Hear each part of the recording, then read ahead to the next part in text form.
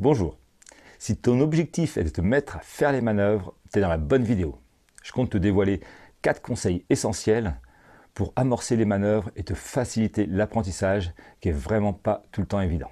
J'en profite pour t'annoncer la sortie de mon nouvel ouvrage, le manuel du surf, qui sort le 10 juin avec un nouveau chapitre de plus de 60 pages sur les manœuvres. Je pense que ça doit pouvoir t'intéresser. Si jamais tu es motivé, j'ai posé des liens sous la vidéo pour accéder direct au bouquin. Premier conseil, la vitesse. Et oui, quand on débute les manœuvres, un des principaux défauts des débutants est de manquer de vitesse pour amorcer celle-ci. Et c'est fatal. Il vaut mieux donc, pour commencer, se concentrer sur une seule manœuvre avec de l'amplitude, plutôt que de souhaiter enchaîner des figures successives. En se canalisant sur une seule manœuvre, tu auras du coup plus de temps pour générer de la vitesse à l'avance, préparer ton timing et donc te caler à l'endroit parfait avec la vitesse suffisante pour amorcer ta manœuvre. Tu peux remarquer qu'à chaque fin de roller, le surfeur accompagne la descente sur un appui avant tout en se fléchissant pour arriver en bas de vague, fléchi et se déployer tel un élastique en direction du haut de vague. C'est cette explosivité en bas de vague qui lui permet en fait d'acquérir la vitesse suffisante quand il rencontre la lèvre dans son virage en haut de vague. Pour sa manœuvre, au final, on peut même remarquer qu'il réalise une petite prise de vitesse juste avant d'aller percuter la lèvre pour s'envoler encore plus haut. Et pourtant, on voyait bien qu'il avait déjà de la vitesse, mais on n'en a jamais trop. La vitesse est une des principales clés des manœuvres. Il faut mieux savoir refuser la manœuvre si tu en manques. Deuxième point essentiel, adapter sa manœuvre à la vague. Et oui, on voit trop de surfeurs en fait qui choisissent de faire telle ou telle manœuvre, pas vraiment à l'écoute avec la vague, et c'est tout simplement impossible. La réussite de tes manœuvres commence donc sur la plage lorsque tu arrives. L'analyse est vraiment super importante. C'est en analysant les vagues, les autres surfeurs, que tu vas pouvoir caler ton objectif parfaitement adapté à ton niveau et aux vagues. À savoir qu'une manœuvre réussie est une manœuvre qui te permet de repartir avec plus de vitesse. Pour un roller par exemple, il est primordial de le placer au plus proche du curl. Et oui, si tu le places sur l'épaule, tu sors alors de l'énergie de la vague. Le roller devient impossible à replaquer, la vague ne t'aide pas. Tu as choisi ta manœuvre adaptée à la session.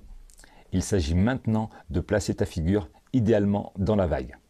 Tu peux remarquer que le surfeur projette son regard en haut de vague vers sa future zone au plus vite, ce qui lui permet de caler en fait sa figure exactement au bon endroit et au bon moment, c'est-à-dire proche du curl, à la rencontre de la lèvre qui commence à déferler de manière à partir à grande vitesse. À retenir, le surfeur ne choisit pas vraiment ses manœuvres. Il est à l'écoute de la vague, à l'écoute de l'énergie et il les utilise. Il vaut mieux débuter avec des vagues pas trop grosses, de manière à vraiment taper vos manœuvres près du curl dans les zones d'énergie, plutôt que de commencer avec des vagues un peu puissantes qui a tendance en fait à vous faire décaler et donc manquer de réussite. Troisième conseil, se faire filmer. Et oui, tout se passe très vite, surtout lorsque vous effectuez une manœuvre. Il est donc très difficile de percevoir les gestuels de son corps durant cette phase. Un des meilleurs outils pour se rendre compte de votre gestuel est de vous faire filmer. Par contre, évitez les GoPro, vous avez besoin d'un grand angle, une caméra avec un pied sur la plage, c'est le top. Voici une petite session où j'enchaîne quelques rollers. Je me souviens très bien, j'étais assez satisfait de mes rollers. Et pourtant, après analyse vidéo, on peut vite remarquer quelques défauts à corriger.